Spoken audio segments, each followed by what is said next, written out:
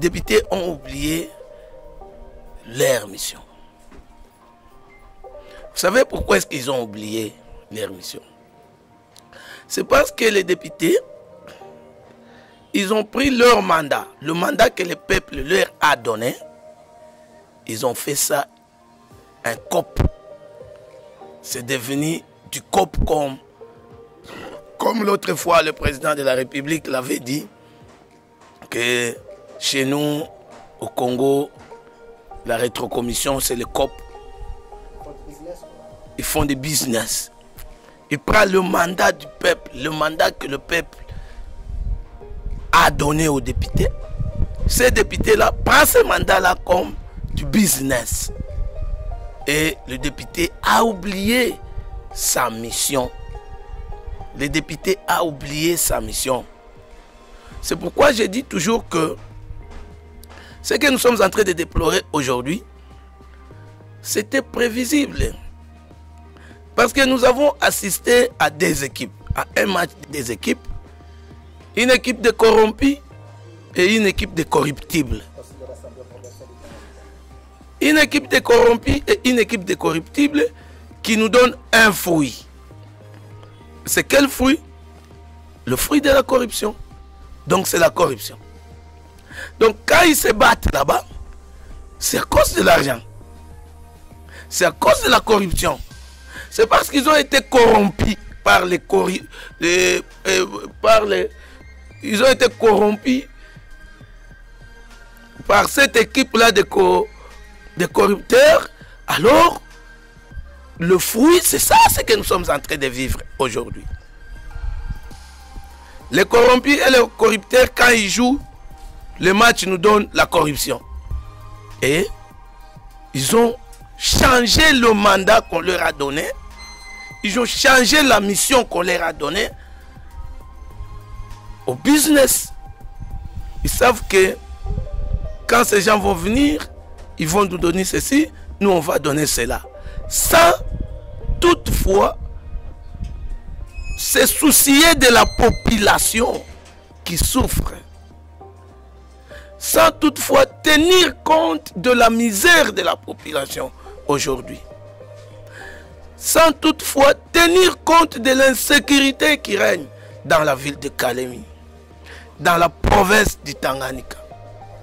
Sans toutefois se soucier de la pauvreté qui règne dans la ville de Kalemi et dans la province du Tanganyika.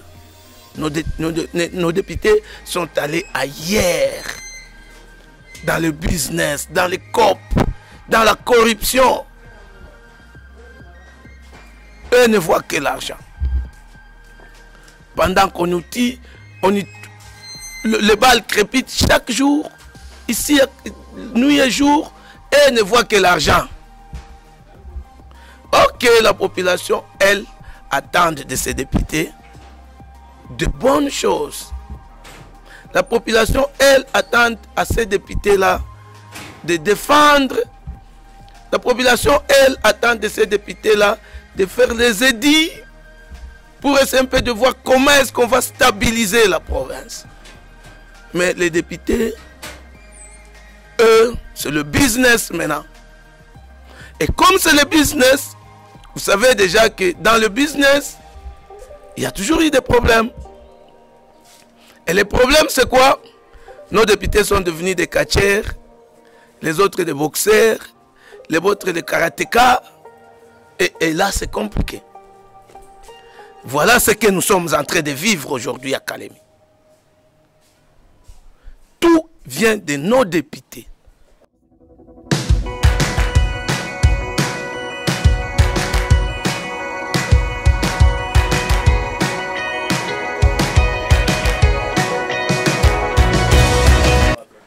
Vous savez que quand nos députés, nous tous ensemble, quand on faisait la campagne électorale, on avait un message qu'on disait à la population. Munichagoué, Niendenimitété. C'était ça. C'est le message que tout le monde pouvait dire. Munichagoué, Niendenimitété. Maintenant, aujourd'hui, ce n'est pas Munichagoué, Niendenimitété.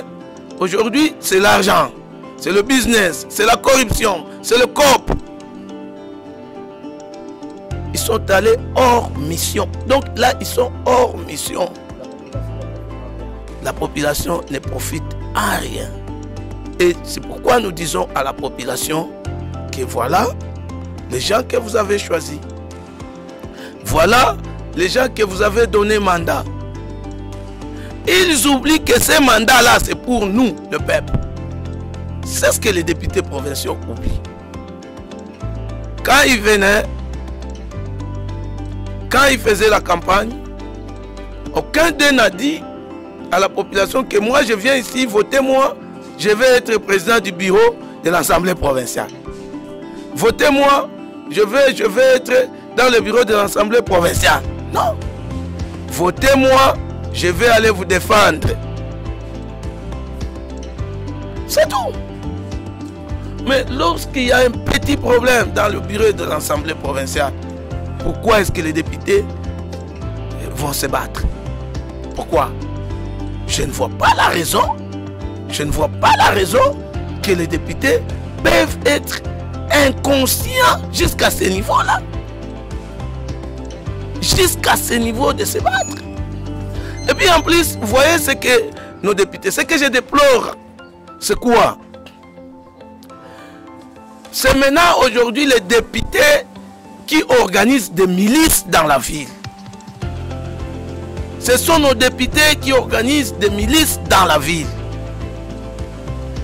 Ceux de l'autre côté organisent une milice et ceux de l'autre côté, comme ils se sont déjà divisés, dans tous les deux cas, il y a des milices. On drogue les jeunes gens et on les amène à l'hémicycle, à l'Assemblée provinciale. L'Assemblée qui est inviolable, mais violée par les députés. C'est ce que je vous dis, qu'ils ont monté des milices pour amener les milices à l'Assemblée. L'Assemblée qui est inviolable, mais violée par les députés eux-mêmes. Les députés eux-mêmes ont violé l'Assemblée. L'hémicycle, violé par les députés. C'est de l'autre côté, amènent les gens déjà drogués. Ils droguent les gens, ils donnent du n'importe quoi. De l'autre côté aussi, ils donnent du n'importe quoi. Et ils amènent ces gens à l'hémicycle. Ils amènent ces gens à l'hémicycle. J'apprendrai même qu'il y a des gens qui ont amené même des menuisiers. Des menuisiers, de quoi? Avec des machines pour couper, pour faire ceci, tout ça. Mais c'est déplorable.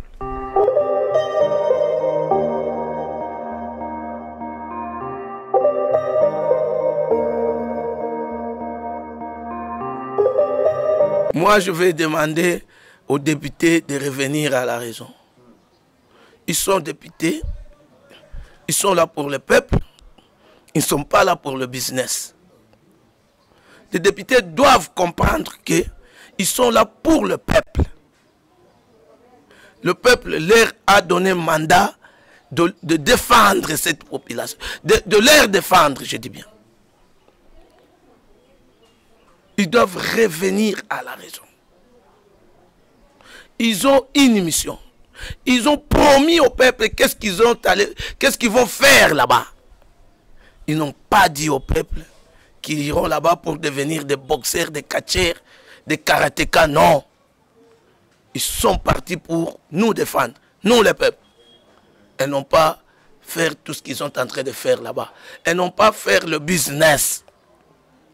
Si c'est le business qui reviennent ici, il y a le business qui se font partout.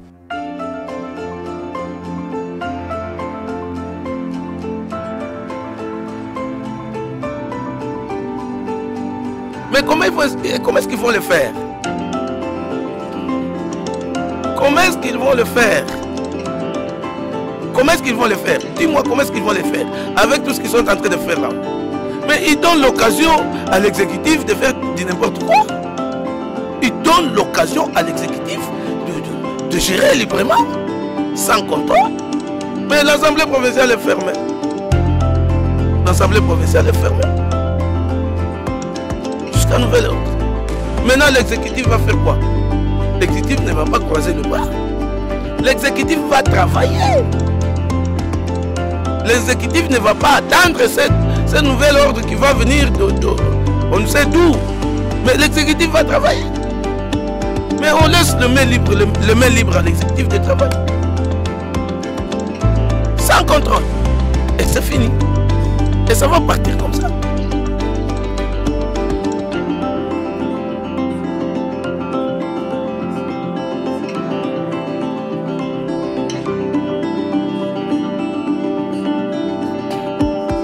La province du Tanganyika a eu la malchance. Une malchance. Surtout l'élection de 2018. C'est de la malchance à la province du Tanganyika. Je ne sais pas si vous sentez ça. Et au national et à la provinciale. C'est de la malchance. Donc, nous disons à la population, nous sommes en train de faire voir la population, parce qu'aujourd'hui, c'est ceux qui sont perdants, c'est la population. C'est notre population, c'est le peuple tanganyikais qui perd. C'est pourquoi nous sommes en train de dire à la population que demain, nous devons changer les choses. Demain, nous devons savoir qui prendre et qui ne pas prendre. Demain, nous devons prendre du sérieux. Parce qu'il y a des gens qui viennent de là, pour vous dire non, nous allons vous défendre demain. Et après, ils sont devenus boxeurs. Ils sont en train de faire le business à l'Assemblée. Le business dans l'hémicycle. Les COP, la corruption. Mais un député qui est corrompu bon,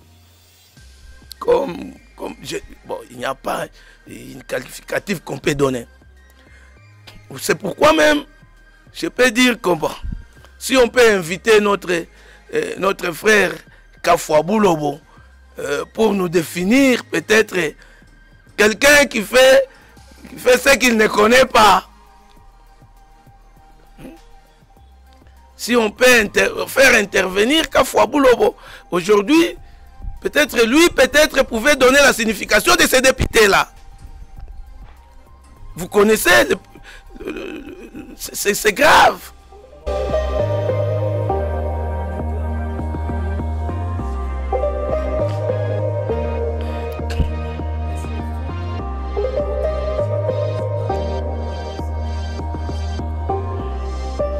Je vous ai dit que tout est mal parti d'abord. Tout est mal parti. Ce qui est mal parti, c'est quoi? C'est lorsque les députés provinciaux ont trouvé que leur mandat, c'est de business, c'est de COP. Mais je ne sais pas si le chef de l'État avait donné l'instruction à ces députés-là d'aller faire le business et les COP. Je ne pense pas. Et je ne pense même pas si ils sont dans la vision du chef de l'État. Je ne pense pas. Je ne pense pas. C'est l'inconscience des députés. C'est parce que ces députés-là ne savent pas ce qu'ils doivent faire. Et là, la réponse, c'est Kafouabou Lobo. C'est ça la réponse. La réponse, c'est Kafouabou Lobo. Parce que ces députés-là ne savent pas ce qu'ils doivent faire. Alors, pour chuter, il y a Julie Ngungwa, qui est gouverneur de province. Sa réputation est mal, elle est très mal vue. Elle a une mauvaise presse au sein de la population. Certains l'accusent de tous les maux. On parle de l'insécurité grandissante, de la crise financière et tout ça. Et pensez-vous vraiment que Julie est à la hauteur de rebondir et de la population? Mes chers amis, comment est-ce qu'on peut juger quelqu'un qui n'a pas encore travaillé? Comment? Qui connaît que Madame le gouverneur est incompétent? Par rapport à quoi? Laissons-lui travailler. On va le juger par rapport à son travail. Mais aujourd'hui, moi, je ne dois pas dire non. Oh, non. Elle n'a pas encore travaillé. Elle est là. Elle est en train de voir comment arranger ces histoires. D'abord, on me dit, il y a des plaintes, ceci, cela. Mais après tout, ça vient faire quoi? La CENI était où pour déclasser ces dossiers?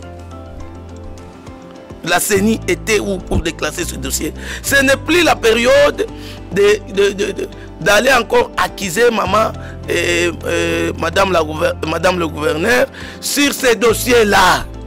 C'est déjà passé. C'est la CENI qui devait déclasser les dossiers. Il n'y a que la CENI qui devait déclasser les dossiers. Mais la CENI a trouvé que son dossier était conforme. Papa, la CENI a trouvé que son dossier était conforme. Nous, on a connu ça à la Cour constitutionnelle. L'ère de nos invalidations, il y a eu des problèmes comme ça. Il y a eu des problèmes comme ça. Mais quand vous évoquez les problèmes du dossier à la CENI, mais c'est déjà passé.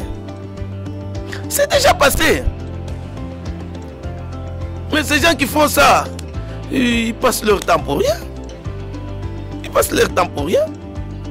Est-ce que tout ce qu'ils sont en train de dire là, est-ce que dans les dossiers et dans les conditions que la CENI a données, est-ce qu'il y a... Ce sont des conditions que la CENI a données? C'est ce que vous devez comprendre. Et le problème aujourd'hui, si vous voulez savoir les compétences de Madame Gili, vous la laissez travailler. Laissez Madame travailler. Et on va la juger après. On va la juger comme on a toujours jugé les autres. Mais vous ne pouvez pas commencer à juger quelqu'un aujourd'hui pendant qu'il n'a pas encore commencé à travailler. Dès qu'il est là, vous commencez à les juger. Mais non, ça c'est de la haine. Ça ce sont des politiciens.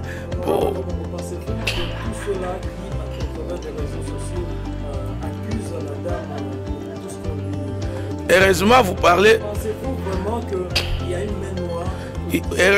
Heureusement que vous parlez des réseaux sociaux. Les réseaux sociaux représentent quoi? Heureusement que vous parlez des réseaux sociaux. Nous attendons de Madame Gili les actions sur terrain.